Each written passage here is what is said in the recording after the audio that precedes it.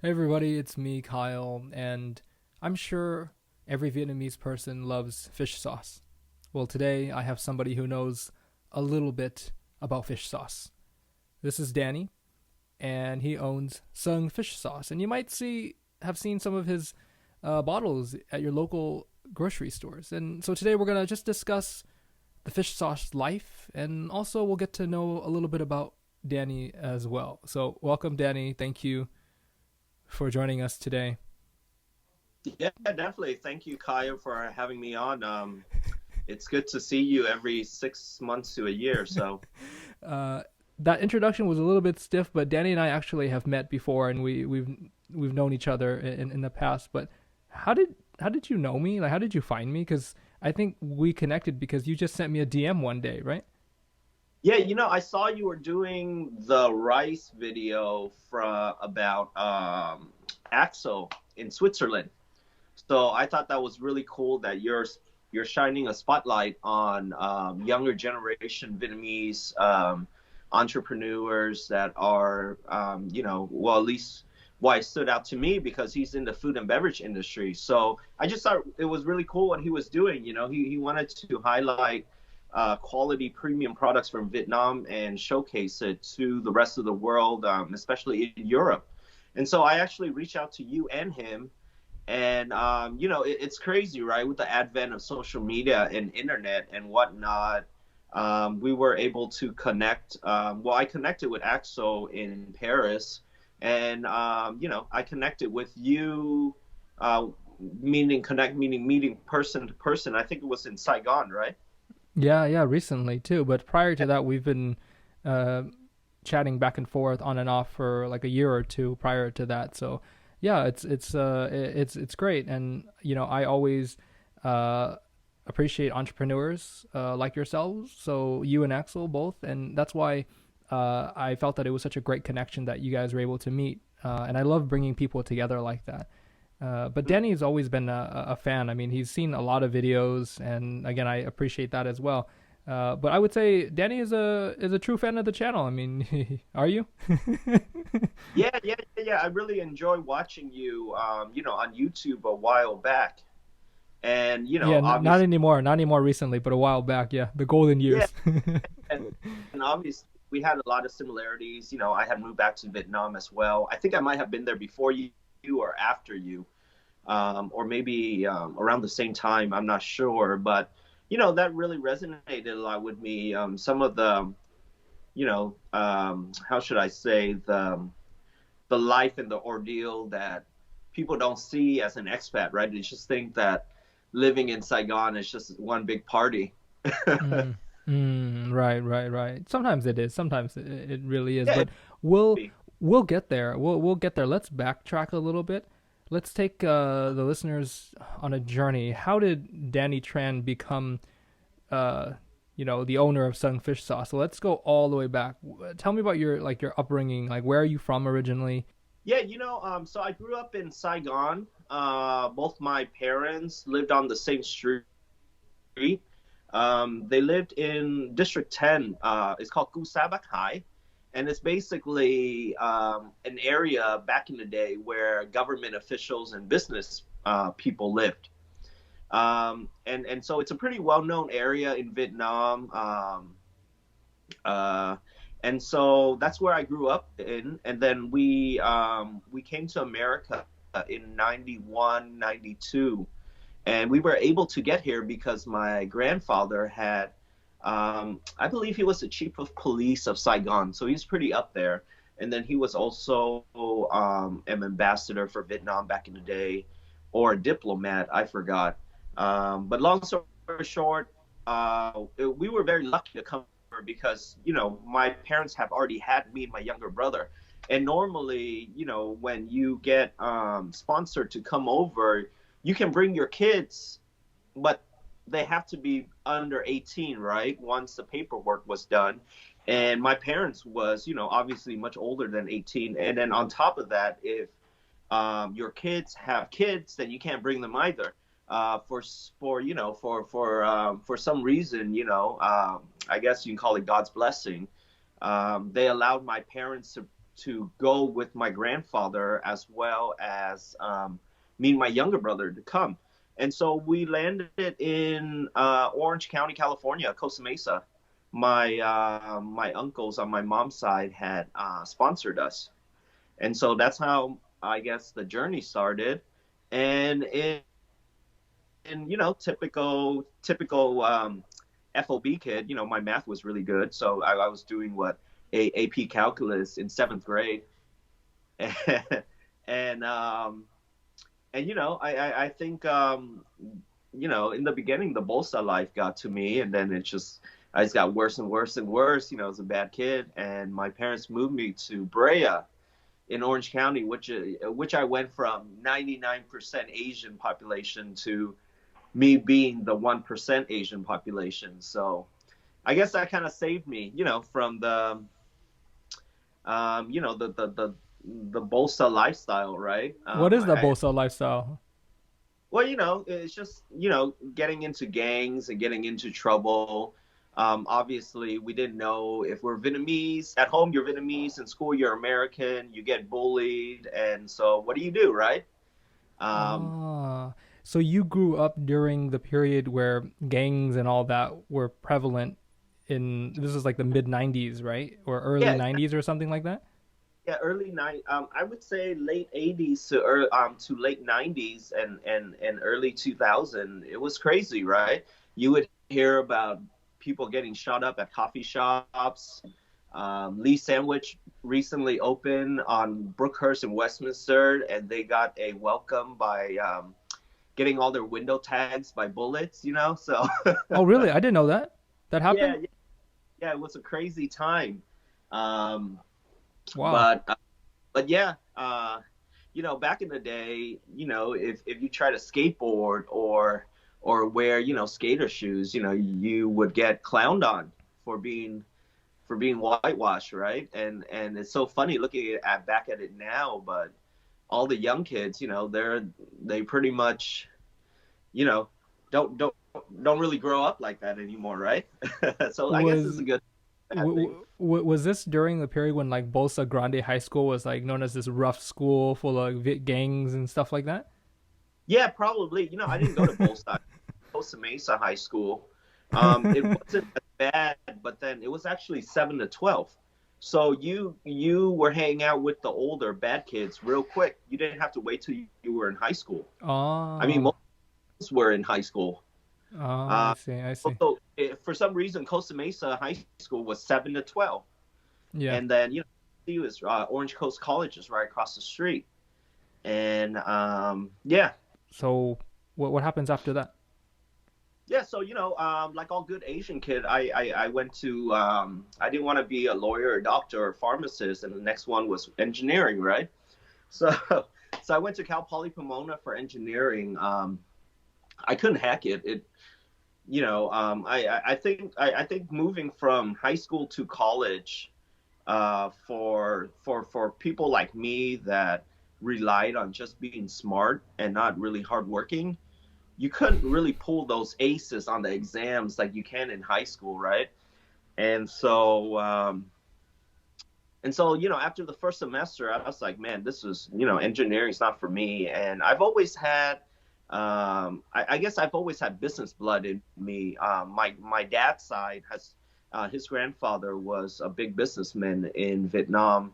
And I think he even served as a czar of business and economics for the president, kind of like an advisor, right? They call them czars over here.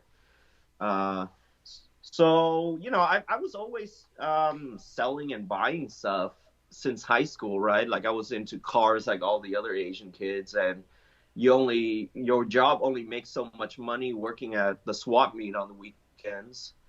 And, working after school at El Pollo Loco, that was my first job. That was kind of funny. But yeah, you start buying stuff, buying in bulk, reselling it. That was during Fast and Furious. Man, I was selling so much stuff on eBay back in the day. I think I was selling like 20, 30 grand a month worth of car parts. Yeah, like mufflers and Yeah. All the rice stuff. like the cold air intakes and stuff like that, right? Yeah. And then oh man, that was me. Okay, okay. I might have sold you some parts on eBay then. I um I had a seventh generation Civic. Mm. I Yeah, I spent had. more Well, I spent more money on parts and yeah, performances than the actual cost of the car. yeah. It's And it we all. was and it was an automatic and it was slow and it was non VTEC. It was an LX. It looked good, Yeah. but it was slow as hell. I even put in RSX seats. I tried to convert it into an RSX. I should have just spent the money on an RSX. And then I moved to Vietnam and it sat in my parents' garage for 2 years. And then one day I came home and it was gone and they had sold it, Oh, all the parts and oh. all. I had everything, Danny. I had a full lip kit. I had a Mm. camber kit. I had everything, like everything. I had gauges that weren't hooked up, fog lights. I got a rear fog lights. I had everything. I was really into it. I used to hang out at Guppies with the slowest crew, the seventh gen Civics. It's funny. Yeah. I actually had a Gen Civic as well, and me and my cousin, we would like we both had white one. He had an I also had an automatic. And then thinking back on it, all the money we spent on that, like I was like, why didn't I just buy like an M3? Exactly. Or Did even, like kids are dropping crazy money for these cars, and they literally could buy a used Lambo or a used McLaren for all the money they dropped. And yeah, so then Cal Poly engineering didn't work out, so I went to Cal State Fullerton for business. And yeah, and then during Cal Poly Pomona, during those college years, I got into streetwear and fashion. We were kind of like the generation in Orange County. A lot of my peers or my friends, they kept going with it, and they started a lot of well-known brands or a lot of well-known companies in Orange County. And I just and I guess it wasn't fun anymore. And then I got into banking. I guess I was always intrigued by the Wolf of Wall Street kind of mentality, but I never wanted to worked in a major city. I never wanted to live in a major city. So I just did bank as a banker for Wells Fargo and a business banker. And then I got into, like every other Asian, got into real estate, and I was an account executive for a lender. And then 2009, 2010, the recession happened. Got laid off, and a couple of my friends were already in Vietnam, and they kind of told me, "Hey, why don't you go back to Vietnam? What are you gonna miss? What are you gonna lose out on? In Orange County." Which is true, right? A lot of people say being in Orange County, or I think being in any um, Vietnamese hub, you kind of live in a bubble, right? And and so one of my friends was like, "Hey, what do you got to lose? You go there, you don't like it, you come back, nothing's gonna change." So so yeah, I moved back to Vietnam. A funny story about that was during that time, Bitcoin had just came out. I always tell this story, half jokingly, half crying. But this was 2010. I was going to buy $100 worth of Bitcoin as an FU to the banking institutions that had laid me off, right? And in the middle, you moved back to Vietnam before, so in the middle of moving, you're trying to sell all the shit you got on eBay, and so you have some cash to bring back, and I get everything in order. I had a car, I had car payments, I had to set everything up, lease it out to a friend, do whatever's, and I forgot to buy the Bitcoin. I was gonna do it just as an FU. The other day when with Bitcoin soaring, I think that $100 would have been worth anywhere between 100 to 150 million now. Yes, it went up to 40 grand, but I think you probably would have sold it. You probably would have sold it when it hit like 10 grand or something. That's funny. A lot of people say that, including my wife, knowing how I am. They all said I would have sold it, but just a funny story. But yeah, I moved back to Vietnam. And then I met my girlfriend, which is my wife at the time, and then I came back to the States. And then I think a week or 2 weeks later, I told my parents I was going back to Vietnam for another 3 months. And obviously that ended up being almost 3 years. And so being over there, as an expat, if you're already there, as you know, the offers you get for jobs is not as great because they know you want to be there. Versus if you're in the States and you get a relocation package, then that's a whole different story. Um, yeah, and then for the corporate banking or real estate jobs that I was offered, it was maybe like 750 a month. And you lived in Saigon, 750 a month is it's kind of tough. I think if Absolutely. you live in the countryside or if you can eat Vietnamese food 24/7, that's fine. But I think for us expats, after about 3 months, you start craving for spaghetti, hamburger, pizza, spam, Lay's potato chips. Hell, all that stuff's expensive. Or just more of it. Just more of it. Like Yeah. I feel like I eat sometimes double the portions over there. Mm-mm. I'd Yeah. like to eat a lot of protein, for example, right? Like sometimes I'm in the streets eating pho, and there's this phrase thing now, "Guo nai." Yeah, you can pay like 30,000 dong for a bowl of pho, or you can pay 120,000 dong for a bowl of pho, and it's gonna more substantial. I think more substance in there. So you're absolutely right. Yeah, $750 is it's doable, but you're living a rough life as an Yeah. expat. People think, oh, Vietnam's really cheap. Yeah, it is if you live in like the countryside, and even certain countrysides now are expensive Sure, because sure, a lot yeah. of the cities are now considered what like level two cities, right? Mhm, mhm. It ain't exactly cheap. So, anyways, long story short, I was craving for boiling crab, during that time. And I think it had already been like about a year in living in Vietnam straight. I hadn't come back. And so, I had this crazy. My friend was coming back from the States to Vietnam, and I asked my friend to bring me some spices and stuff, right? The Louisiana Cajun mix and stuff like that. And I made it, and I had this crazy idea. There's 2 million Vietcus in America. They all love Cajun, boiling crab, and whatnot. There's 100 million Vietnamese in Vietnam. I think they'll like it, but they just don't know it yet. And so that's how kind of like the Cajun Ghoul started. Our first restaurant was on Lê Thị Riêng, which is right across the street from Bánh Mì Omoy. The real name is Bánh Mì Hun Hoa, right? And then we opened the second location, which is where I met you up on Lý Tu Chong. And my partner took over, and him and his wife actually expanded to a third and fourth location. They open in District 7, Sunrise, and then Vincom and Goyap. So they've been doing really good, and we're proud to say that we're the first to bring back crawfish and Cajun to Vietnam. And it's crazy when I see like YouTube videos of street food. There's people peddling crawfish nowadays. Oh, You really? know? Wow. Yeah, yeah. So I was like, oh, that's cool. And when we first started open, a lot of celebrities ate there. People would be pulling up in Rolls Royce and Bentleys and whatnot. Wow. And so that was kind of cool. And then later on, we found out they try to compete with us. It's Vietnam, man. And anything like new and hot, they'll try to compete. But that's kind of the story how I got into the food and beverage industry. And then one day I was reading GQ magazine, and they asked all the top chefs in America. You got Italian chefs, American chefs, all types of chefs, what their secret ingredient was. So guess what they all said? Fish sauce. So I turned to my wife. I was like, "Hey, does your family make fish sauce?"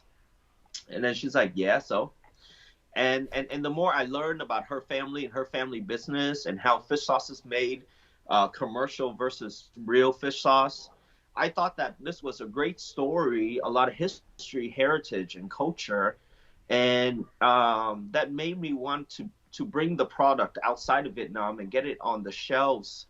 So us Vietnamese American or Vietnamese Westerner, right, Vic use, we can have a product we can be proud of. Because reality is most of the products that we eat in the supermarket are from other countries. The reason why is that Vietnam didn't have a trade agreement with America till 91, 92.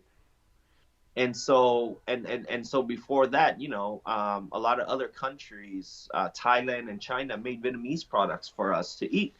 And we're all very grateful for that, right? Because when you just come to a different country, if you have any type of fish sauce, any type of, you know, chili sauce or Vietnamese ingredients or anything like it, you know, you would be so happy, you know.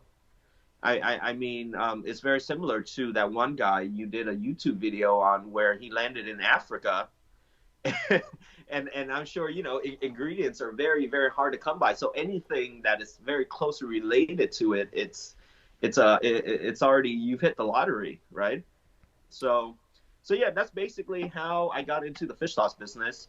Zero experience in the food and beverage industry, and me and my wife, we're the fourth generation to be in the family business, but technically we're the only fourth generation. All the other nieces, nephews, and grandkids and whatnot, aren't in this business because I think a lot of it is fish sauce business. It's kind of an old man's game, right? You don't really hear young people saying, "Hey, I want to get into the fish sauce business," but I just thought that my wife's family's product was vastly different than anything else on the market, and How so? having been so basically 99% of the fish sauce that we all eat around the world is actually considered fake. It's not real fish sauce, so it's commercial fish sauce. And so if you look at the ingredients, if it should only say three words: anchovy, sea salt, because real fish sauce is made from real fish and you salt it with sea salt, and then you ferment it for 1 year, and whatever comes out, you should bottle it. However, if you were to look at all the ingredients at other fish sauce brands, it'll say anchovy extract. We all know an extract is not anchovy, right? It's just like the flavor of it. And then you'll see water, you'll see chemicals, you'll see salt added, sugar added. And so, like I said, if it doesn't have those three words, anchovy, sea salt, it's not really real fish sauce. And if the ingredient list looks out like a page out of your chemistry book from high school, you should dodge it even more. And you also find that a lot of fish sauce companies, you look at the label, you look at the name, you think it's from Vietnam, but then when you look at the label, it's actually either from Thailand or China. So Is there so a yeah, difference though? Is there a difference in taste? Because yeah. forgive me for this, but it's hard Go for ahead. me to tell. It's hard for me. I'm not a chef. I'm not really an expert at fish Uh-huh. sauce, but I've tried quite a few, and Mm. I think most older Vietnamese people know like either the squid brand or like Ba Con Cua, the three crabs brand. Uh, is there a difference in taste? Can you tell them Yes, yes. apart? Speaking on that, it's also because if they've been in America since the 70s, and they most likely left Vietnam when they were younger. Most I would say majority of them don't even know what real fish sauce tastes like, and I it's not see. no fault of their own, right? And so when you grow up with something that becomes a staple. The best analogy I can give for this is like you were living in Vietnam. Man, they love Burger King, right? Burger King is actually more popular than McDonald's, and there's Carl's Jr. there too. I think they call it Hardee's or something. But long story short, when people ask me, "Hey, is Burger King popular in America?" I'm like, "Yeah, top 10 burger places in America, Burger King is number 11." You know, but if you think at Burger King, it's actually a very watered down, basic version of a burger. It's not very tasty. It's not very too much of anything. Now, if somebody grew up on Burger King their whole lives and then you let them try Shake Shack in New York or In and Out in California, they might be put off by it. It might be too strong for them. You know what I mean? Hmm. And so squid and three crabs, squid is made in Thailand and then three crabs is made in China. And they mix chemicals and water and sugar and other stuff to it. So actually, in the industry, we call that nước chấm, dipping sauce. It's not really real fish sauce. So Mm. to for people in the industry is apples and oranges. It's kind of like I don't know if you noticed, but most of the olive oil in the market is all fake. There's only a couple brands that are actually real, and the real olive oil is actually neon green. right? Versus the stuff you see at the store. And so for us, it's always been a challenge to educate people. And it's also harder when there is no standard to educate by because, if you grew up on squid or three crabs, to you, that's fish sauce. So the difference mainly is this. The reason why fish sauce gets a very negative rap is because people say fish sauce smells, right? Actually, real fish sauce doesn't smell. It's actually fragrant. It smells like smoked salmon, right? It still has that fishy pungent smell, but it's not stinky like if you happen to drop a little bit on your hand, then you're screwed. The reason why commercial brands smell is because they buy dead fish and they dry it, they powderize it, and then they mix it with water and chemical. Hence, it's called anchovy extract. And so if you think about the process of making real fish sauce, you got 70% anchovy, 30% sea salt, and you ferment it for 1 year. Now, on down in our family island, it's really hot and humid. It's near Fuwak, down near the tropics. And so you got salt, you got sea salt, you got fish in a barrel, and you got 100+ degree weather pumping down on you with over 100% humidity. So you're essentially cooking that fish month after month, kind of like smoking a salmon. And so basically that is the big difference between real fish sauce and commercial fake fish sauce. In the supermarket, the workers actually called squid and bakul salt water, nước muối. They don't even call it nước mắm. My Yeah, because my family loves bakongkul, man. Yeah, I had no idea about this fake fish sauce thing. I'll definitely tell my mom about it. But like you said, it's well, hard to kind of change their opinion because that's what they know. yeah, it's funny. There's some actually fish sauce drama going around right now. Is that Bangkok has always labeled that they're a product of Hong Kong, but reality is we know Hong Kong only makes money. It's not exactly a manufacturing hub, right? And so, I believe due to new FEA regulation and trade war, they actually have to put that where they really make it, and it's made in China. And man, Vietnamese people, they're going nuts over this stuff. They're like, oh my god, like I didn't know that it's made in China and stuff like that. And for younger people like us, it's like it's on the label. You guys just don't read it. It's always been on the label. But that's another thing why a lot of fish sauce brands, if you look at their label, they put a bunch of different languages and stuff. You think it's sold to be international, but they intentionally do that to mislead people, right? It gets too complicated and too many things on the label, and people just end up not reading it. And yeah, so that was another reason why we wanted to start Sunfish Sauce is because we grew up during the FUBU generation, for us, by us. And it's important that Vietnamese people we can represent that we do have quality products, premium products. You've been all around Vietnam, we have high quality products, but just the reality is that sell it to 100 million people locally, or sell it to 2 million people scattered all over the U.S. And I think the VitQ number is about 3 million across the world, U.S. included. And so a lot of people don't realize this, but the most quality products from Vietnam, they sell it to Japan, they sell it to Korea, Singapore, Hong Kong, China, even Australia. And I think it's we get a bad rap because our family and our parents from 75, obviously they're still bitter about it. And so there is low quality products in Vietnam, but there's also high quality products, and that's the aim of Sunfish Sauce, is to show that, hey, Vietnam does have history, heritage, and culture when it comes to food, and we can compete with the best of the best.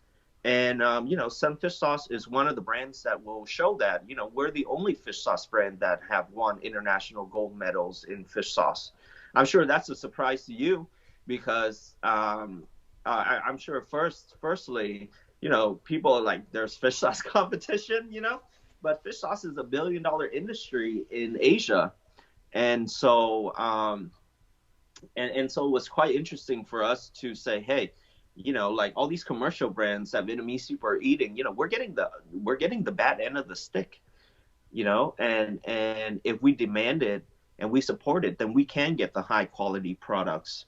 And so that was always the goal of Sunfish Sauce. And now we are in 5 continents and 100 cities outside of Vietnam, 100 plus cities, international cities outside Vietnam. And so our second stage is we hope to use our platform and our network to help other Vietnamese brands, whether it's a Vietnamese entrepreneur or an American or a Westerner or from Vietnam. And we hope to, utilize our network and our platform to help push other products, put them on the map. Because we feel that if Vietnamese culture wins, if Vietnamese cuisine win, then in the end, we'll all win. Are you more focused on like the Asian market? What's the market that Sunfish Sauce really like that you're really focusing on right now? Mm.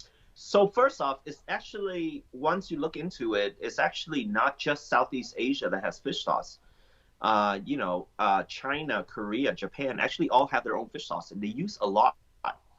So first off, in China, there's this area called Chao Shan, and I actually found out from it watching on Netflix. It's a region in China where they actually have their own fish sauce, and all their dishes have fish sauce in it, kind of like Szechuan got the Szechuan chili peppers. And then Korea is actually a major consumption of fish sauce because guess what's the main ingredient to making kimchi is? It's actually fish sauce, and they got their own fish sauce. Oh, I didn't know that. Yeah, and Wow. one crazy thing with Japan is this. So Japan actually makes their own fish sauce, right? But it's more kind of like a seasonal product for them. However, with the influx of Japanese people vacationing in Vietnam and Thailand so much, they're going back home and they want to cook Southeast Asian flavors. And so they're going through a pandemic. I wouldn't. I'm sorry, not pandemic, but they're going through a stage where um, they're all sold out of their fish sauce. Kind of like how over here everybody's into Japanese whiskey and everybody depleted the inventory. So the same thing in Japan. All the Japanese people have depleted their fish sauce inventory because they're all trying to cook Southeast Asian flavors because through their vacations and whatnot. So it's pretty interesting to see that all the Asian countries use fish sauce, and in Italy and in Spain they got their own fish sauce too. I mean, they even got their own mắm tôm, dude, like shrimp paste. And if you think about it, back in the day, everybody salted fish and seafood to preserve it. And then also nobody wasted anything. So, at the very least, they were using the liquid and the salt from fermenting from keeping the fish. Because what happens is that if you add too much salt, then the fish will dry up, right? But if you add a little bit less fish sauce salt, then the water will actually come out more. And so yeah, it's pretty interesting to see how other countries use fish sauce, not only Asian countries but Western ones. Well, what countries are you focused on right now? What are you trying to, who are you trying to sell to? What's the So right market? now we're in Asia, we're in Australia, we're in North America, and we're entering Europe and the Middle East, Dubai. Um, my whole thing has always been, I guess you can call me a fish sauce evangelist. When I used to do samples at the supermarkets. One time we did a sample at the supermarket in Gardena, and there was a huge Caribbean population, and they would go into the Vietnamese supermarket and buy a fish that's whole fried already, right? Hmm. And I would tell them, hey, try some of this fish sauce, cut some jalapenos, and dip the fish with it instead of just doing salt. It's pretty boring. Or we'll have like Hispanic customers.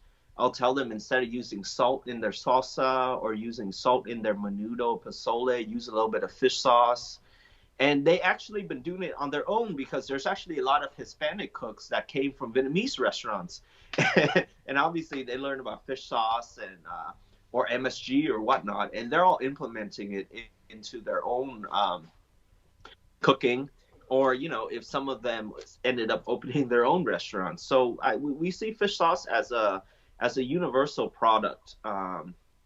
And we hope that people would use that as a substitute, not just Vietnamese people, but other races in other countries. And also we want to educate people. Fish sauce, yeah, it's a little strong and robust, but you're not supposed to take a shot of it, or you're not supposed to dump it into your food. Is one ingredient out of many others that will help you get to that, that balance and that umami, right?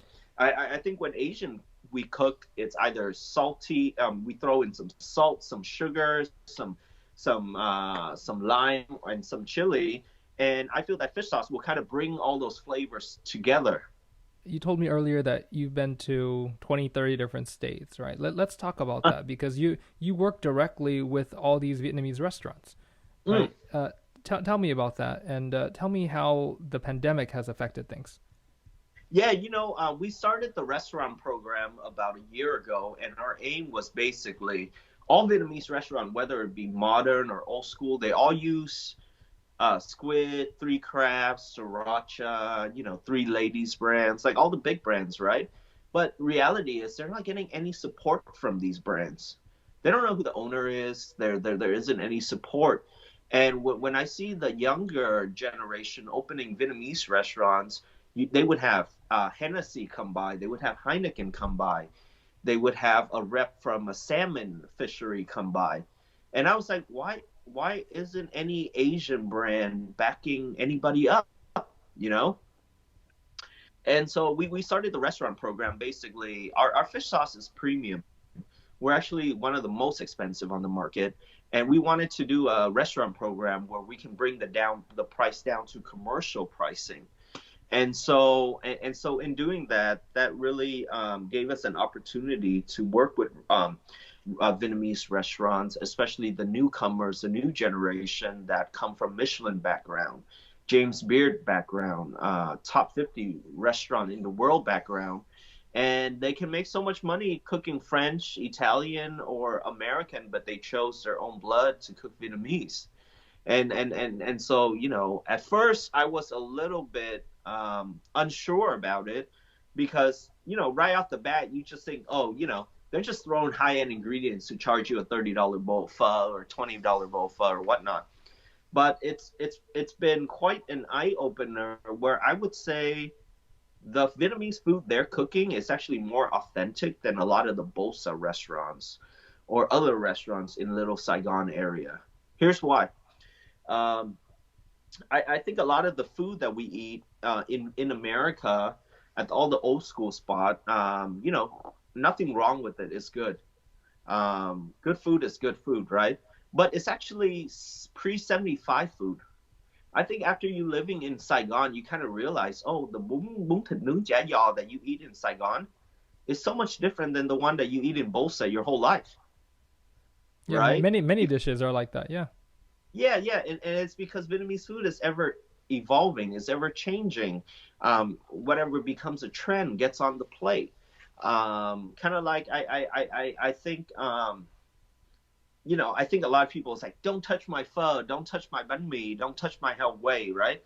And sometimes I'm like, you do realize that pho, banh mi, and heo wei is not Vietnamese, right? Pho was, it's a mix between Chinese and French, and we added our Vietnamese touch to it.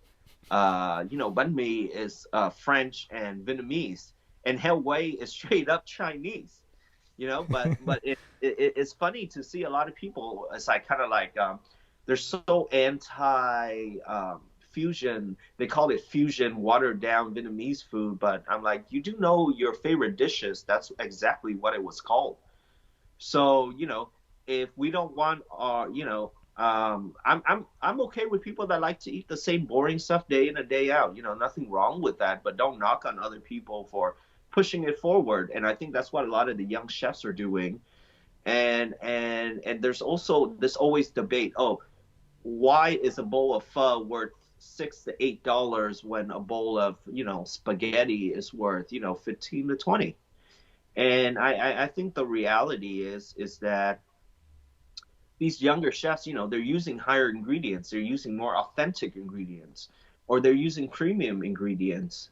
and they're not cutting corners by cooking it. They're really cooking it for 14, 16 hours. And until our community embrace that, guess what?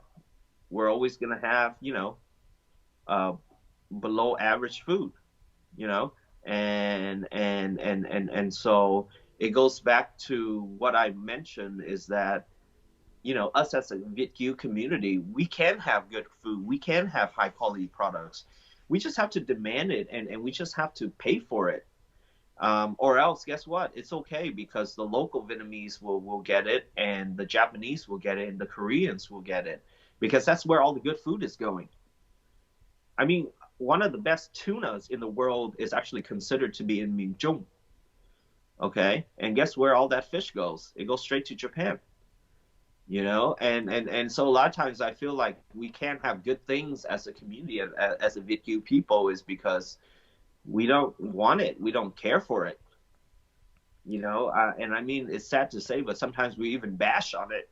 Well, a lot of people might not understand. I mean, if they walk into a supermarket and they see your product next to something that they've known for 20, 30 years and yours is higher, so naturally they're going to think, "Oh, that's a ripoff." That's the natural human, first initial emotions, but once they get to know it more and they know everything that you mentioned today, which is very eye-opening for me as well, and I'm definitely going to make a switch, or at least encourage my parents to. I don't really cook, unfortunately, but back to restaurants.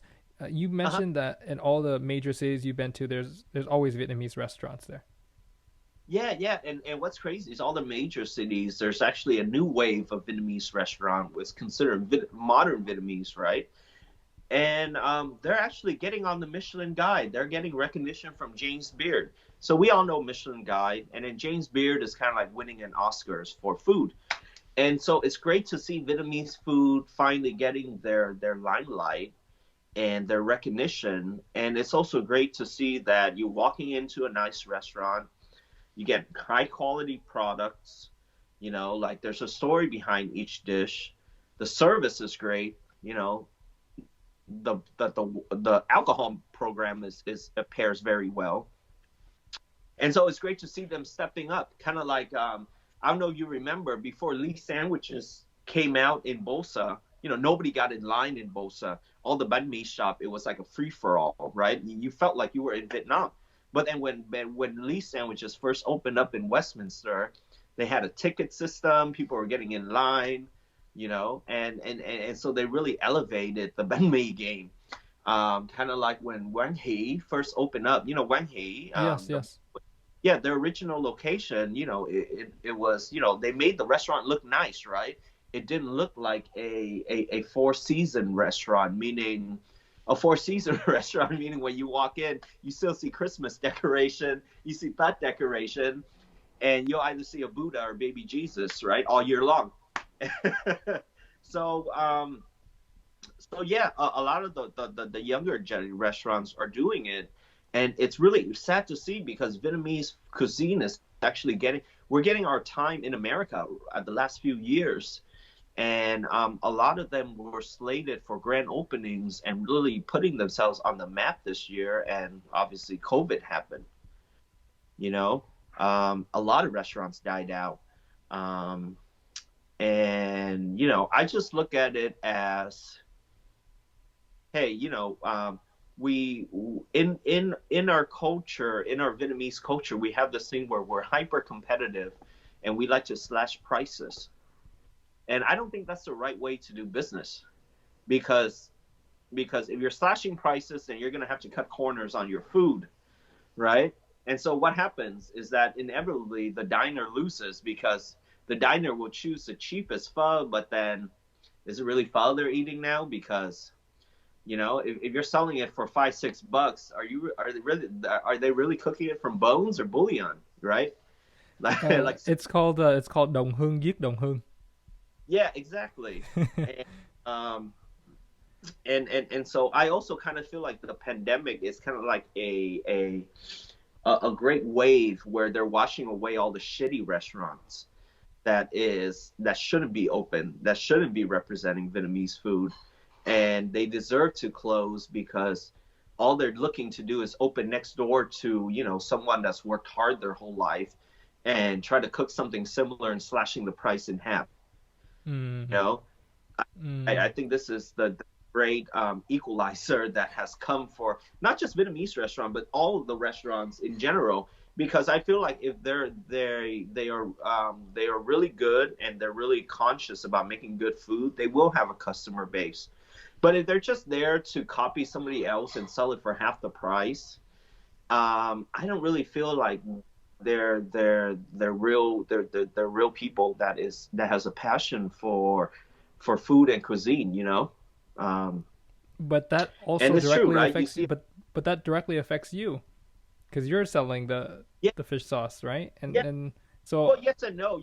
I find that a lot of the restaurants that are trying to compete on pricing, they will buy that $1 bottle of fish sauce anyways. They would never use mine.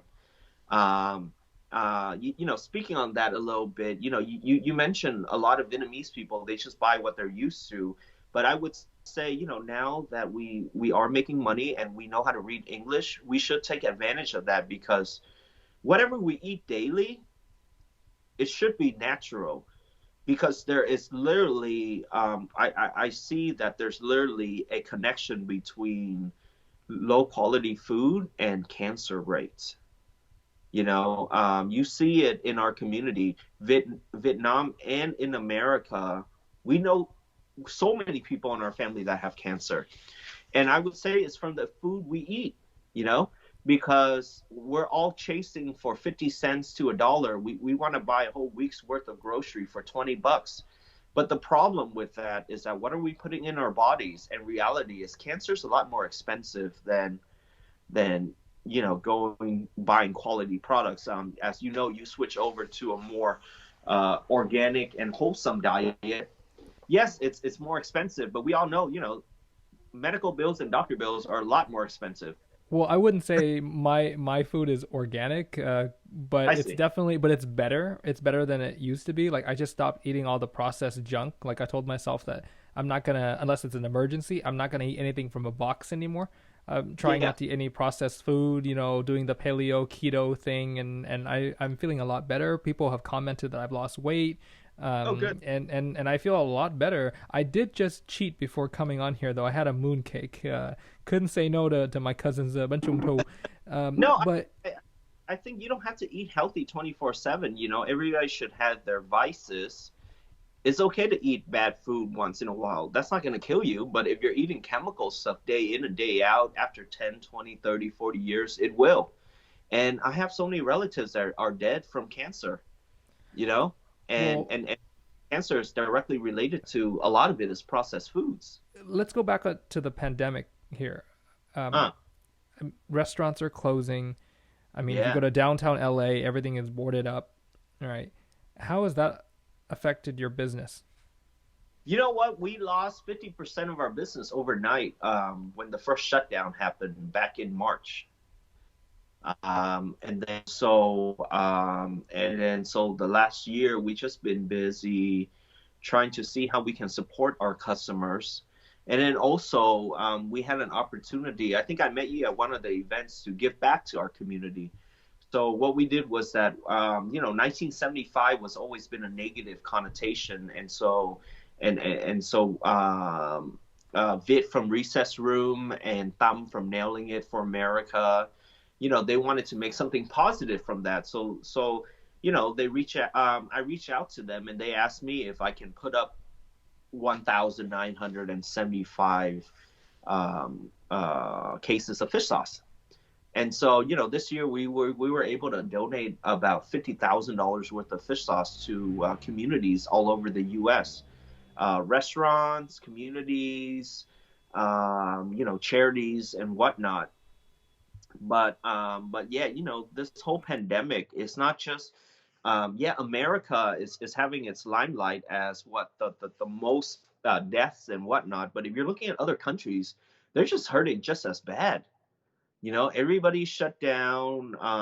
Everybody's fearful of this. You know, I do have my opinions on this pandemic, but you know, long story short, it's really tough for everybody. And and you know, like as a business person, um, you just have to do whatever it takes to survive. And literally, I feel whoever's left standing after this will reap all the benefits from everybody else as well.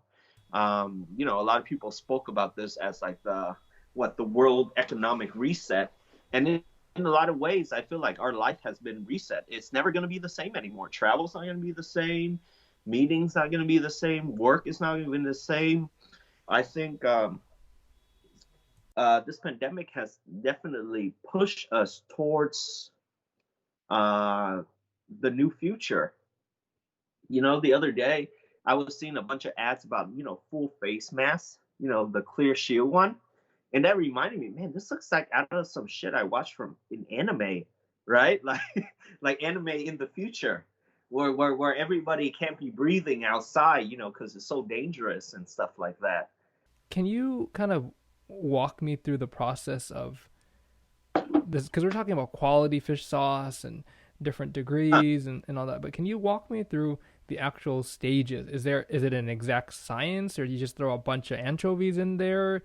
Measurements and stuff like that. And you mentioned something about Fukuok, where your wife's family is from. Why do they have a lot of fish sauce there? Is it because it's close to the ocean? Got it. So Phu Quoc is in Kinh Yang, which is southwest Vietnam, and Phu Quoc is actually an island. Okay, and my wife's family is from another island called Sun Rai Island. Hence, I named the fish sauce Sun Fish Sauce. And so down there is in the Gulf of Thailand, but you're still part of Vietnam. And in the Gulf of Thailand, there's an abundance of anchovies. But it just so happens the anchovies down there are the size of my pinky. They're really small, and the flesh is translucent. And so what happens with that is that because the anchovies are so small, they actually only eat planktons. They don't eat other fish. So once you ferment it for a year, the guts of the fish doesn't stink up like other big fishes that eat smaller fish. Because every region of Vietnam will have certain type of fish that they use for making fish sauce. And that's why Phu Quoc fish sauce became so popular around Vietnam, is because the color looked really nice and it was very fragrant. It wasn't as strong as other fish sauce brands or from other fish sauce region because of the type of anchovies they were using. Whereas other areas, they were just using whatever fish they could find, right? And then when you look at food and history and culture, you start to see that products that people don't want, or stuff that is so cheap or poor, people call it poor people food, actually ends up being the best food, later on. Kind of like soul food in America. Everybody loves soul food, but soul food was basically leftovers that, poor people only had at their disposal to cook. And fish sauce is basically, because it's consumed daily, and no and the small anchovies were eaten as a snack, and they didn't really have a price point for, let's say, tuna or mackerel and stuff. That's what ended up being made for fish sauce. And it just so happened because they're so small and their stomach are just full of vegetables, planktons and stuff. They don't they give the fish sauce a great fragrance. All right, so that's the reason why. And then think of making fish sauce as making Vietnamese coffee, café fin, right? So the first press is what you call nước mắm nhĩ, and they call it nước mắm nhĩ because back in the day people put it in wooden barrels, and then there would be a little bit leaking, right? Because it's a wooden barrel, and so the family would bottle whatever's leaking, and then they would just eat at home because it's not for sale. It's already leaked out. But it just so happens, nước mắm nhĩ just means that it's the first press. So the first fish sauce that comes out from the flesh of the fish, the sea salt, and the fermenting. So the liquid from the flesh of the fish that comes out is the most potent. It has the most fish oil.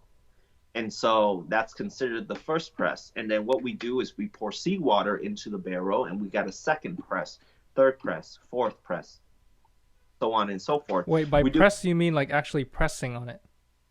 Yeah, it's called a press, but what it is that once you put the fish and the salt in a barrel, you put a cap on top, and then you put a really heavy rock on top to kind of press it down. Very similar to making café fin, right? You got the top, and then you push it down on the coffee, and you pour hot water in. Where do you get the rock? And Yeah, how does you that get it from work? the countryside. You just get a bunch of like a big like a boulder, Yeah, yeah, and then some dudes have to carry it in there and carry it back out. yeah. In sandals. Wow. Okay. Yeah, So you keep adding the layers, and then what? yeah. And then you just press it, and then the first batch that comes out is considered first press. You pour seawater in, you get a second press, third, and we do it 7 times, right? And then we would actually sell the first, second, blah blah blah, or we would blend it for a certain press.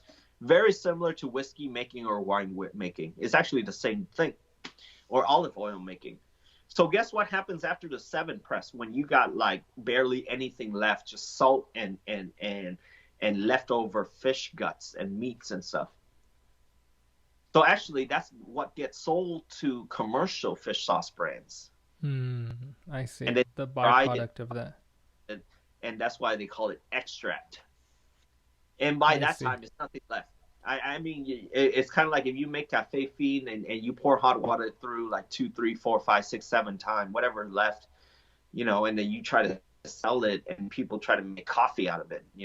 The only way they're going to get a coffee flavor out of it is they add a bunch of chemicals into it. Hmm. I see. I see. I've learned so Yeah. much today.